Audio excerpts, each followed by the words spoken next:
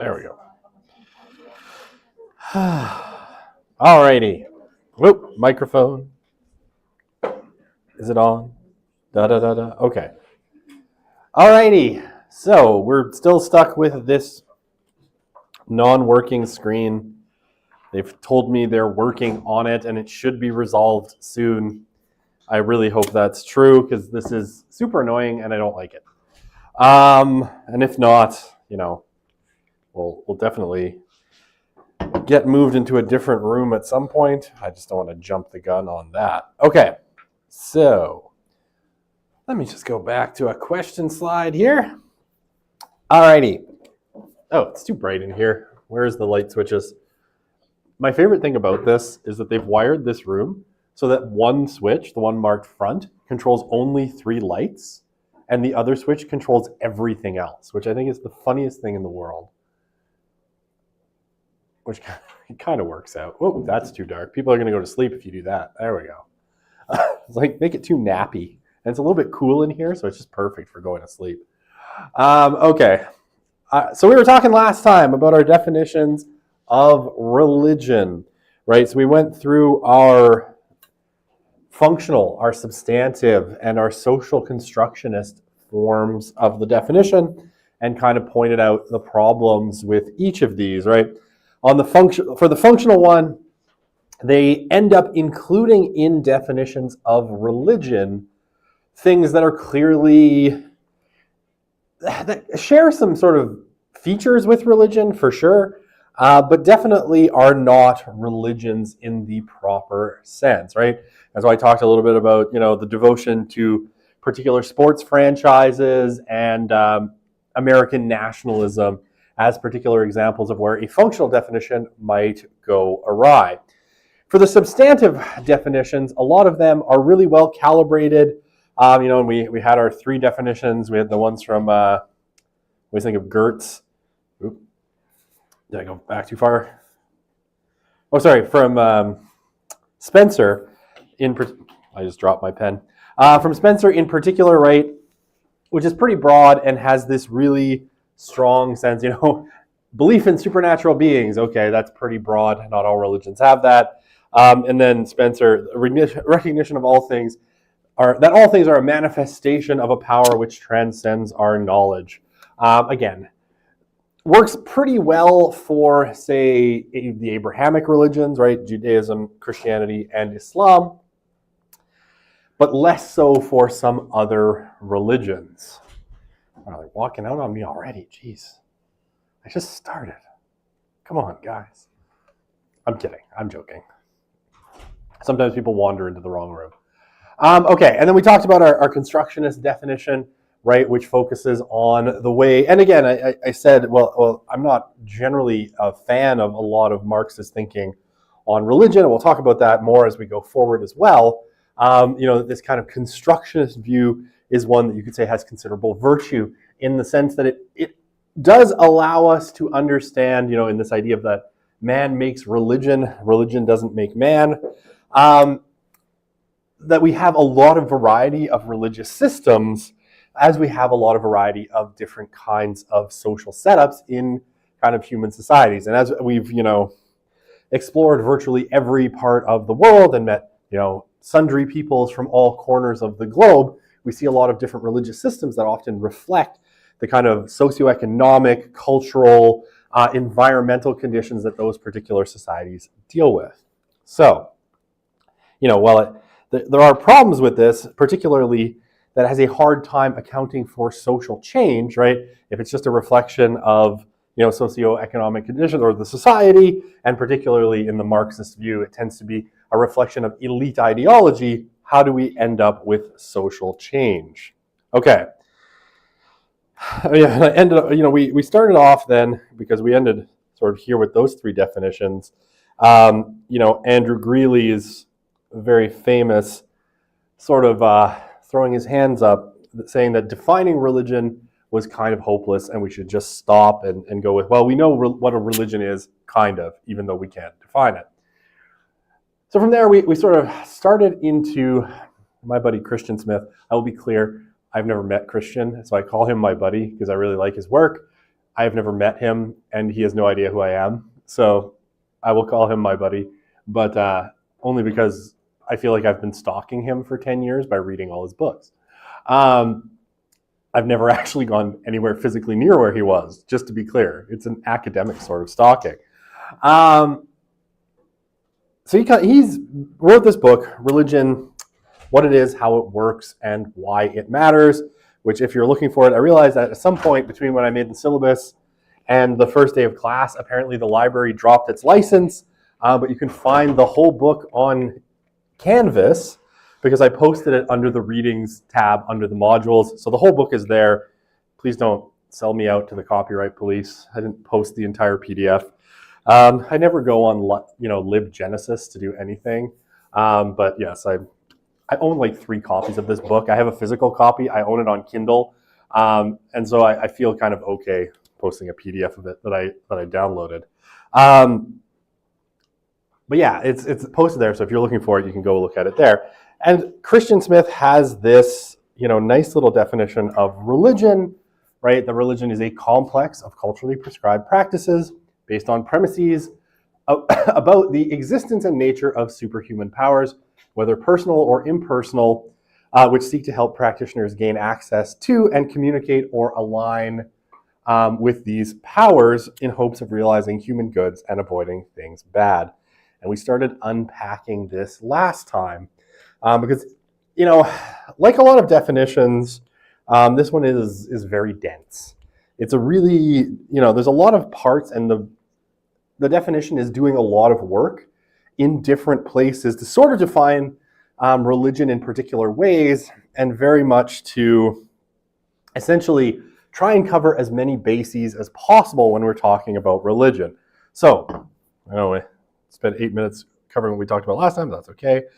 So we started with this idea of the nature of superhuman powers. What are superhuman powers, and why does Smith use this particular word, right? Okay, so very important, right? Superhuman powers, I think, is one of the key things that makes this definition work, allowing it to be both broad and narrow enough that it fits a lot of different religious systems, right? So superhuman powers, I think, is one of the things that makes this whole definition work. And here, I think really important, superhuman powers means that these powers are believed to be able to influence or control aspects of reality. Let me just highlight that because I think that's important. Aspects of reality, right? So they can in some way affect the world in ways that are, that are typically beyond human control, which is why humans turn to them for help, right? So think of here, let me switch back to my pen. The idea of like a miracle, right? When we think about a miracle in the kind of religious sense, that would be, altering an aspect of reality, right? So let's say, someone has some kind of cancer, right? And they've exhausted the medical system's, ability to treat that disease. And they go, I don't know, like, if you're Catholic, maybe you take a pilgrimage to the shrine of Our Lady of Lourdes, right? In Lourdes, France, where the Virgin Mary supposedly appeared. And I can't remember now. It's been a while since I looked at Marian apparitions in Lourdes, but I think you bathe in a kind of a spring, right? Yes, that's one of them with a spring, because basically the person who saw it was asked to dig, and they dug up a spring. And so this spring is thought to have miraculous powers, right? That basically turning to, this superhuman power, the Christian God, could alter an aspect of reality in terms of, healing you from a disease that can't otherwise be healed. Or, affecting things like weather or fate. So, if, and I actually don't know if cultures do this in broad sense, but like a rain dance to change the weather, to, appeal to the gods to bring about, rain or favorable climate, these things, right, that can't typically be controlled by human beings, right? And that's why people turn to superhuman powers for help, because, typically speaking, if you're out on the sea and you're in a massive storm and you think your boat might sink, you might pray to whatever deity you believe in, be it Neptune or Allah or God or whatever, to calm the seas so that you don't die, right? Something that you and any human wouldn't really be able to control,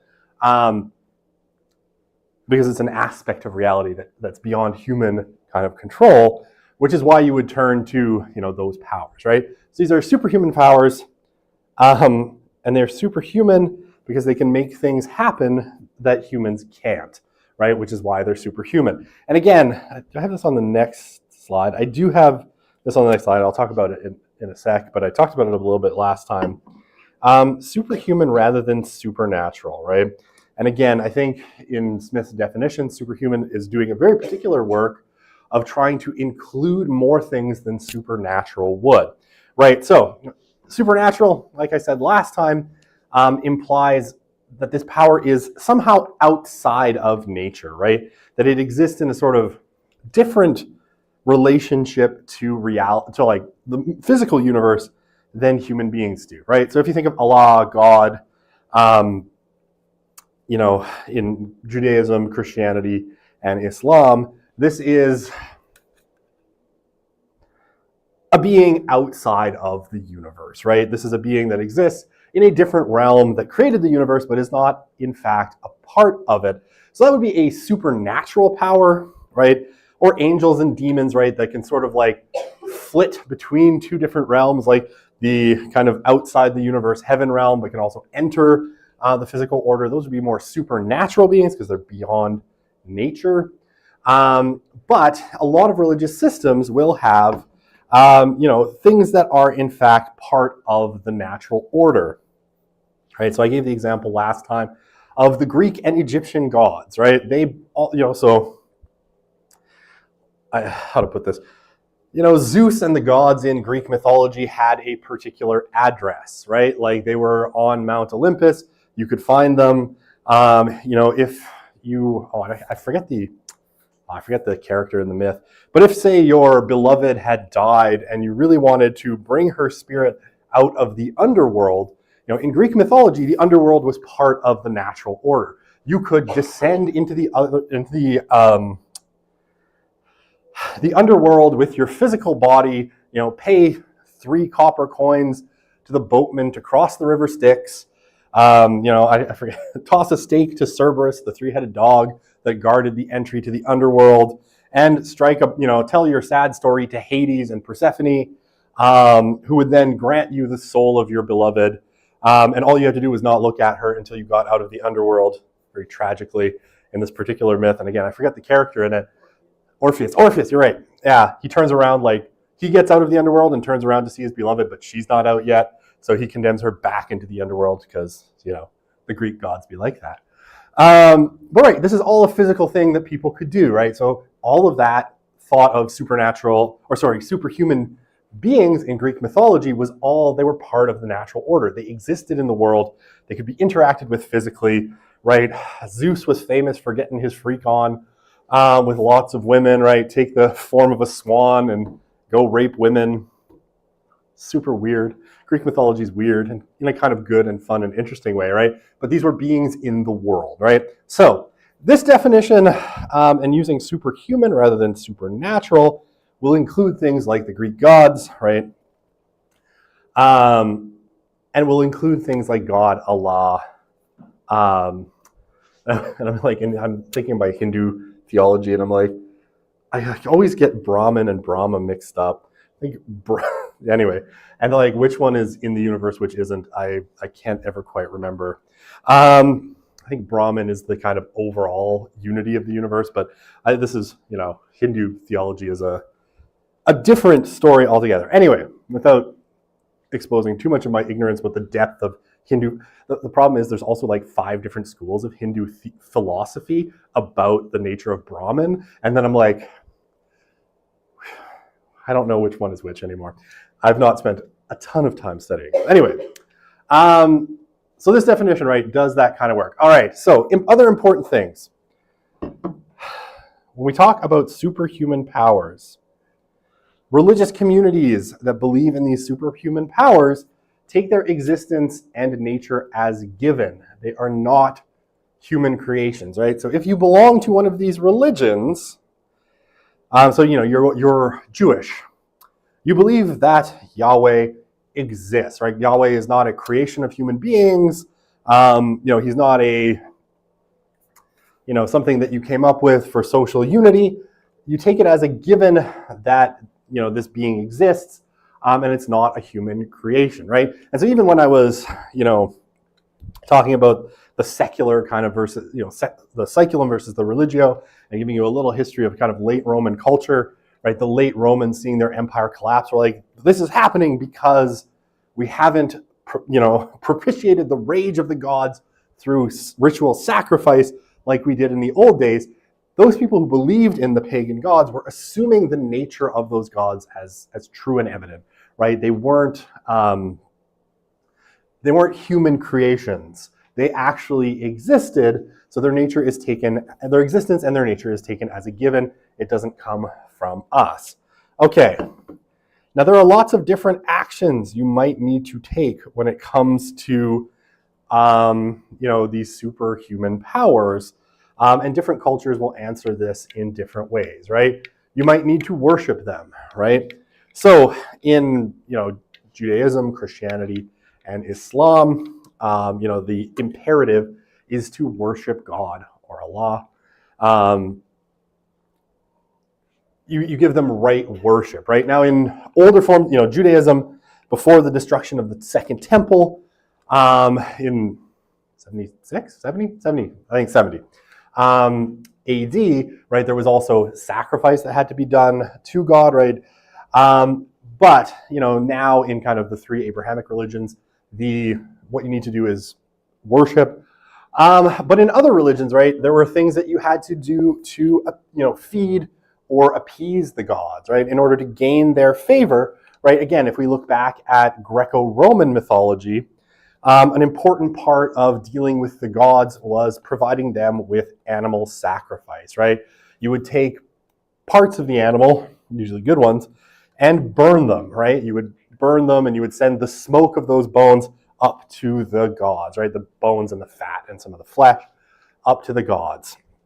Same thing in Judaism prior to the destruction of the Second Temple, right? And if you ever read through the Old Testament, there's a ton of sacrificing to God that goes on, right? In the books of Kings and Chronicles, there's always and Hosea, the king of Israel, brought 7 bulls and 7 he-goats and 7 blah, blah, blahs, right? And sacrificed it at the altar in the temple in Jerusalem, right? So these are ways of dealing with these superhuman powers. You need to interact with them somehow, and that can be worship, it can be feeding them. Very famously Mesoamerican religions, especially that of the Aztecs, required human sacrifice, right, to sort of feed and appease the gods. But they did not create them. These are forces beyond. You're just dealing with them, right? And as humans, you're trying to get them on your side, or at least to get them not to hurt you in some ways, right? To send the rains, to send blessings, or whatever it happens to be. But you didn't create those things. You take it for granted that they just exist. Okay. And here's an interesting point that Smith makes. We should distinguish superhuman powers in religion from superhuman powers that are generated by human activity, right? Because there are certain things that might be, greater than humans, and in some senses that humans might have a difficult time. I'm not thinking of the Bank of Canada as like a religion. It just jumped into my head. It's like, oh, mighty invisible hand of the market, we offer you low interest rates. We have cut 1/4 point off interest rates. Does that appease you, harsh gods of unemployment? Sorry, I have this vision of Mark Carney bowing down before the altar of low interest rates, and it amuses me in my head a lot. Anyway, I don't know why that jumped into my head. But right, there are superhuman kind of forces, things that are larger than humans that are difficult to control for humans that actually are generated by us, right? So, and let's say, in a religious system, you'd be like, whether, let's say tomorrow you're a Christian or Jewish or Muslim, if tomorrow we all wiped ourselves out in a nuclear cataclysm and there were no humans left on Earth at all, the assumption is that God, Yahweh, God, Allah would still be there, right? Sad or bemused at our ability to wipe ourselves out, but still there in principle. Whereas, say, the market or the invisible powers of the market only exist because we exist, right? If we were wiped off the face of the earth, tomorrow, then market forces would disappear, right? There's no invisible hand of the market without human beings who are buying and selling stuff. So we want to, those things are generated by human activity. They can seem like these impersonal forces that are greater than us. And, we may worship, feed, or appease them in certain ways. Like I said, we might offer onto the gods of the market low interest rates, or onto the gods of inflation, we will raise thine interest rates to slow overheating in the economy. But they're not of the same order as, say, the superhuman powers that are part of religion, right? Because they don't exist without us. They're a function of our existence and our actions in the world. Whereas you don't have to believe that God or Allah or Brahma or Brahman or anything exists, but you just need to understand that for religious people who believe in those things, their existence is taken for granted whether we are here or not, right? The idea is, in the Abrahamic religions, God was there before there was a universe, and God will be there, after the universe collapses or we hit the heat death of the universe and there's nothing in the universe anymore. All right. Yeah. How does Buddhism fit in with this? Like, for example, is this non-theistic? Yeah, and so in Buddhism, and it's going to depend at times on which version of Buddhism you're talking about. Buddhism would still have things like, and I'll get to this in a second, because here we hit the personal or impersonal. Not all of these forces are personal, right? But it's assumed that there's a kind of order and structure to the universe. So in Buddhism, right, you would have a sort of notion of karma. There's a kind of balancing force in the universe that you sort of have to align yourself with, right? So that, in order to, like, what's the sort of theological problem in Buddhism? It's attachment that leads to suffering, right? And a cycle of rebirth and suffering that sort of continues where, depending on how you live your life, you get reborn in different forms. And the only way to sort of end that cycle and sort of reattach. See, here's the problem too, is that Buddhism, at least in its early forms, also shared a lot of the theology of Hinduism because it emerges from Hinduism. The Buddha was in fact, a Hindu.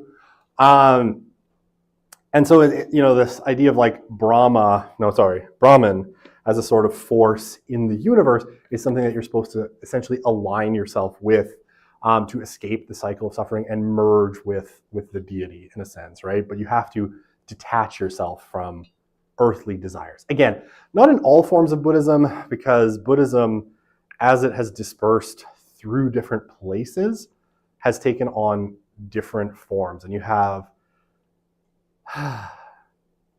theistic forms of Buddhism, you have non-theistic forms of Buddhism, you have forms of Buddhism that have like demons and spirits in them, you have forms of Buddhism that don't have demons and spirits in them. And so Buddhism is a sort of wide umbrella for a lot of different practices. Like if you go into, I forget the exact term for it, but Chinese forms of Buddhism, they sort of merged it with a belief in what they call the Jade Emperor, who is like God. And then it becomes really kind of murky as to what Buddhists believe. But generally speaking, right, the superhuman powers sometimes are impersonal, right? Sometimes they are like the Force in Star Wars or Brahman, right? That you're sort of trying to align yourself with. or karma that you're trying to align yourself with through certain actions, but they aren't, not like and again, maybe my definition here has been a little bit, or the way I've explained it's been a little bit, Eurocentric in the sense of, we tend to think of these superhuman powers in personal terms, but there are lots of examples in different religious systems of impersonal superhuman powers, right? And karma is probably, there's not a being called karma. Karma is just a sort of cosmic force in Hinduism and Buddhism. Does that kind of answer your question? Okay. Will the Tao be superhuman? Oh, I think so, but now I'm mixing up the Tao and the Tao, and then it's getting fuzzy in my brain. So I would have to actually, I need to check the definition of Tao. There's a lot of religions, and so keeping them all straight sometimes gets a little murky in my brain. Okay, is that good? Okay. See, on my next slide, it was personal or impersonal. All right, so yeah, superhuman forces can possess things like consciousness, thoughts, desires, intentions, and feelings, and what I should, or may not, right? So they may or may not possess things like consciousness, thoughts, I can't read that, desires, intentions, or feelings, right? So again, if we look at something like the God of Christianity, right? This is definitely, a being that has consciousness, right? God has a mind. God has thoughts. God wants stuff. Intentions, right? There's some, anyway, and feelings, right? God gets angry. God gets sad. God is aggrieved. All of these sorts of things. Now, again, you could see this in Egyptian, Greek mythology, right? The gods have desires, feelings, and all of that stuff, right? And they want stuff. Or not, right? Sometimes you have, these really broad cosmic forces that are still superhuman. You still need to align yourself with them in some way if, you want to access, their power or enlightenment or nirvana or whatever it happens to be, whatever the goal is. You still have to align yourself with them in some way, but there isn't a thing there, karma isn't a thing that has a personal essence, right? It is quite simply a cosmic force that sort of drives the cycle of suffering and rebirth, right? So, you're a bad person, like, say, a politician, and so you live your life, and then you're reborn as a dung beetle, right? Because you have aligned yourself with so many desires, and you've sought so many bad things and done so many bad things that in the cycle of karma, when you die and you're reborn, you die and you're reborn as something bad, right? So this is, again, not a personal force. It's just how it works in a sort of karmic view of the universe. Okay. Yeah. Again, they might be God.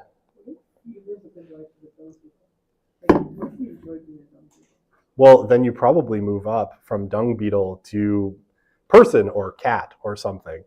You move up in the kind of scale until you once again become a politician, and then you go right back down to the bottom. You're happy at the beginning, but you live your life as a politician dung beetle. A politician dung beetle? There are no dung beetle politics. I'm just going to throw that. You're happy, you're chilling at a dung beetle, and then you're also a bad dung beetle, you harm other dung beetles. What happens? You become something worse than a dung beetle? I don't know. It's never happened to me, but I will report back after I'm reborn as a dung beetle. I'll try to be the best dung beetle I can be, and when I am reborn after that, I'll report back on how that turned out. Maybe I get reborn as a dog, or if I'm a bad dung beetle, what's worse than dung beetle? Like amoeba? I don't know.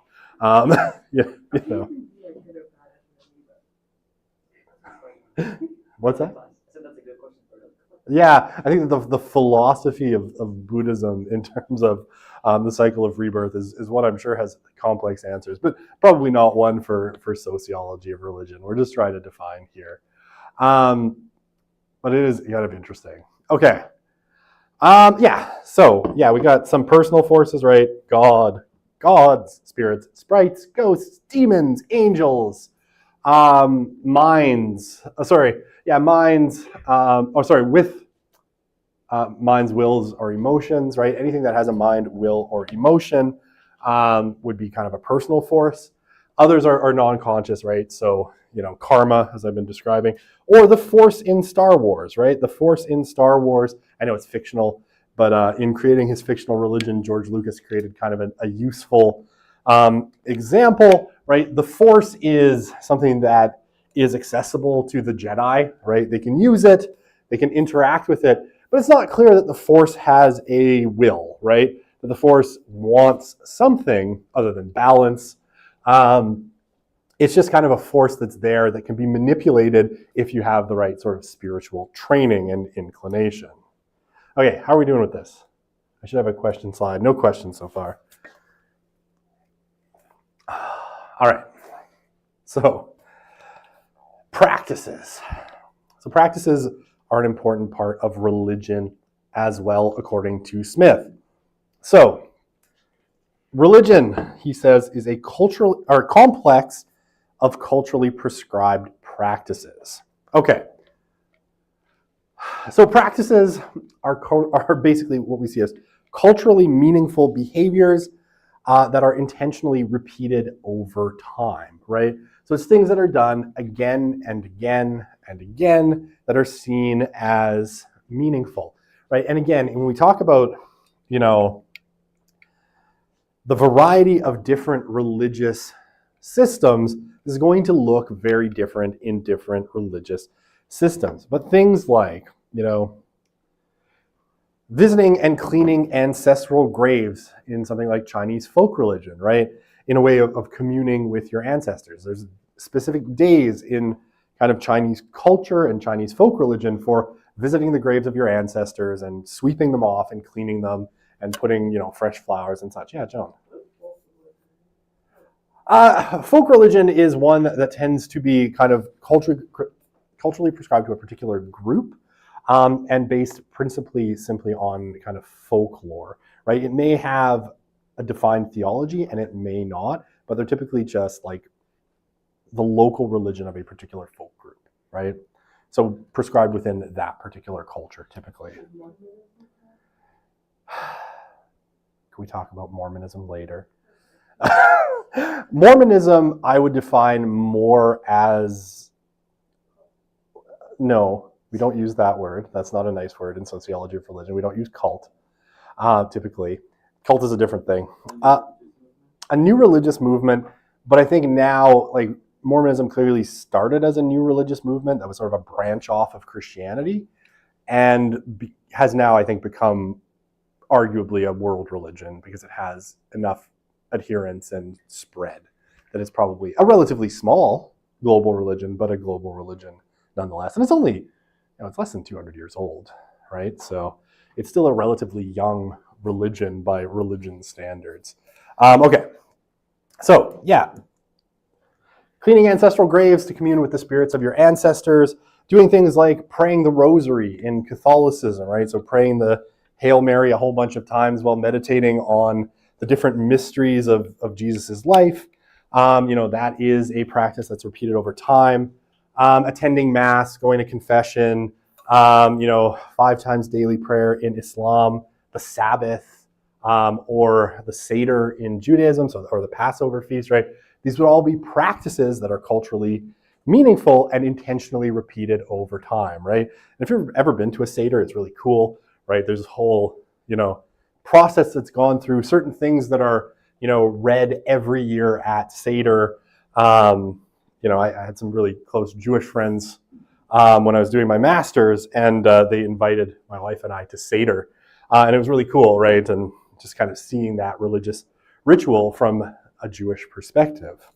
Okay, so those things would be practices, right? And yeah, meaning, all these things have to be present. Meaning, intentionality, and repetition must be present in the activities. And in the activity, right? And religions are made up of groups of practices, right? A whole bunch of practices that go together that all form a system of practices that define what it means to be part of that religion. Yeah, so here, one practice does not make a religion. And that's, so if you decide, that you're going to start praying, or you're going to start meditating, or doing yoga, and you attach a sort of spiritual meaning to it, super, that's awesome, good for you. But that doesn't make it a religion, because you need a grouping of these practices. And generally, they need to be commended or passed down through some culture or tradition, right? Generally, you didn't make them up. They're passed down or handed down in some kind of means, right? So typically through, something like teaching or catechesis or some kind of initiation, or, through family, through the attendance at temple, whatever it happens to be, right? They're passed down through some culture or tradition, and they're always culturally prescribed, right? So it's like, look, if you're going to be a Roman Catholic, I'll just erase that so you can read the word below it. If you're going to be a Roman Catholic, you have to do these things, right? You have to follow these practices, right? If you're going to be Jewish, right, these are the practices, because culturally, the culture around that religion is going to tell you that you have to do those things, right? They're passed down through cultural means. Okay. Yeah, these, now, I will say, do I have this on the next slide? I can't remember. No, they don't have to be done perfectly, right? And you'll have there's a little bit of play in this where, not every adherent has to practice these things perfectly. It doesn't always have to, turn out perfectly, right? If you don't attend Mass every Sunday, you can still be a Roman Catholic, even though technically weekly attendance at Mass is a cultural prescription of Roman Catholicism, right? However, they have to at least be there and set up in a structure to say, this is what it means to practice Catholicism, right? Or practice Judaism, or practice Islam, right? There has to be a system set up that at least in principle, adherents could follow perfectly, but it's set up like this is the sort of ideal. So like I said, it doesn't necessarily have to be perfectly done by each practitioner in order for it to fit these requirements. Okay, and these prescriptions, so the prescriptions, the cultural kind of rules, cover which practices to perform, how to do them correctly, the when, the where, in what situation, and by whom they may be performed, right? So to put it, I guess, bluntly, there are many, many, many rules in a religion, right? And different religions will approach these things somewhat differently. Say in Roman Catholicism, some of these things are very strict, right? So especially if you want to say the when, the where, and in what situation and by whom certain, practices may be performed. A lot of these things will be pretty strict in Catholicism, right? If you're going to do the Mass, right, you have to be a priest. To say the Mass, you have to be a priest. To bless, the bread and wine, you have to be a priest. So there's going to be, and when and where, you do it is, sorry, I have a funny thought that jumped into my head. The when and where sometimes can be really funny, especially when it bucks up against modernity. So I had some friends, and they wanted to get married like quasi in the Catholic Church, because they were sort of loosely Catholic. And so they went to their local Catholic church, and they said, we would like to get married in 3 months. We would like an outdoor wedding, but we'd like Father, what's his name, to do it. And the way they told it, the parish secretary was like, no, that is not how things are going to go. Because we require at least 6 months, because you have to go through a marriage preparation class. Because they were doing it in the States. I think it's called Cana. Anyway, that's neither here nor there. And it was like, and you can't do a wedding outside, because Catholic weddings are not performed outside. They're performed in a church. So you have to do it inside. And they were like, okay, finally they wanted the Catholic wedding because they knew it was going to make their parents happy. So they're like, okay. And they're like, this is my absolute favorite. They wanted to play as one of the songs at their wedding, the Leonard Cohen song, Hallelujah, which if you have ever, it sort of has vaguely religious overtones, but it's actually a song about sex. If you've never noticed, just read the lyrics, you'll figure it out. And the parish secretary, once again, who runs everything, was like, no, you may choose from this list of songs that are available to people who want to get married in the church, right? So, things like Catholic marriage, which is, a practice, right? And it's very strictly controlled. It was, where can you do it? When can you do it? Only certain days. Can't do it on a Sunday.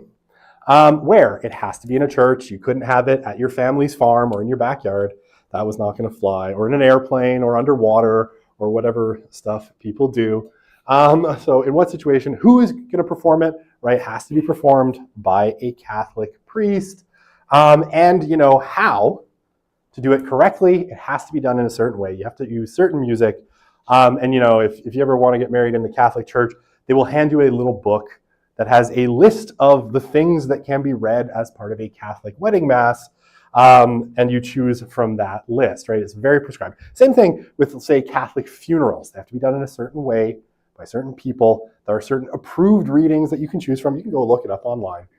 Certain words that are said and all of this stuff. So there are these practices. They are prescribed. They're, in terms of how they're performed, how to do them correctly.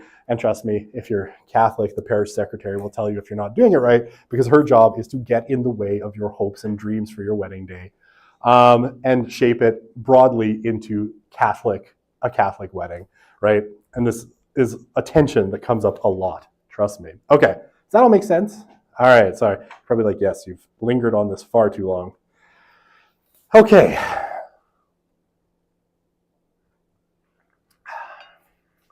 So, these practices, right, these culturally prescribed practices are based on premises about the existence and nature of superhuman powers, right? So the practices are prescribed and performed because of presuppositions about the existence and nature of superhuman forces, right? They're prescribed in this way because it's believed that these superhuman forces can be influenced, right? Okay, so again, I'm going to talk Old Testament. So we're talking, Christianity, Judaism. If you ever read through the Old Testament, and again, super fascinating, right? If you read through, say, Deuteronomy in particular, one of the first 5 books of the Old Testament, it's pretty clearly laid out in lots of passages that it's like, if you do this, you get a blessing. If you do this, like this is to the people of Israel, right? If you do this, you get a curse, right? And this is what God will give you if you do this, live the right way, help the poor, don't be usurious, right? So don't charge interest on loans, don't, all these things. If you do these things, this is what you'll get. And it's usually good stuff. And if you don't do it, this is what happens, right? It's a curse, right? This is based on the idea that, the God of the Jews, right, Yahweh, has some kind of power over the world, right? So, you're going to do your temple sacrifice, right? You're going to live in particular ways. You're going to keep the Sabbath, right? Because if you don't do those things, bad stuff's going to happen. And if you do those things, right, God will cause you to prosper. And the same thing in other kind of religious systems, right? The Romans very much believed that it was their right worship of the gods that had allowed the Roman Empire to grow and grow and grow and become the dominant power in the world. And when they kind of got to the end of, and so it would happen, right, when plagues would hit or bad stuff would happen, that they would be like, oh, we've fallen off of the right practice and the gods no longer are favoring us or turning, the universe in our favor, or they've brought drought or whatever it happens to be. Okay, so These, these practices are prescribed because they believe that superhuman forces can influence the world. And I think this is really clear. And we have lots of interesting modern examples of this. And how much time do I have? 4 minutes. If people didn't believe, they wouldn't perform these actions. And so, I mean, here we can take sort of modern examples of this, right? Things like, say, cultural Christianity tend to wither and die on the vine very, very quickly. So once people stop, say, believing in, or even cultural Judaism, once people stop believing that the superhuman power is there or can be propitiated or brought on side for you in some way, these religions very quickly tend to decline and disappear, right? Because people stop performing the actions, then you stop getting the cultural prescription of those actions.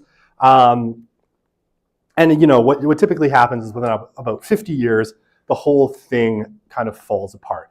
If you want a very kind of stark example of this, look at the United Church of Canada. I'm sorry if you belong to the United Church of Canada. They're one of my perennial whipping boys. Because what kind of happens in the 1960s in the United Church of Canada is they move to a kind of broadly deistic or non-theistic sort of understanding of Christianity in lots of ways. And there comes to be a lot of people who are still part of this community but don't really believe. And very famously, a few years ago, there was an atheist minister in a United Church of Canada, and the United Church of Canada tried to get rid of her, and she said no, and there was nothing they could do. And that congregation declined, and I think at one point before they sold the building, there was 3 people showing up every single week, right? So yeah, people don't prescribe, or people don't perform the actions if they don't believe in that superhuman power, right? And that superhuman power can somehow do things in life. There's no religion without at least some belief. Now, it doesn't have to be a perfect belief. It doesn't have to be everyone is 100% all in on every single proposition. But without some belief, the whole thing kind of falls apart and the religions disappear, right? When people stop believing that there's Greco-Roman gods that have actual power in the world, the temple system collapses and the pagan religions disappear within about a century. Okay. I got 1 minute. Let's stop there. We'll come back to, we'll start at, for my ally is the force, and a powerful ally it is. On Friday. All right.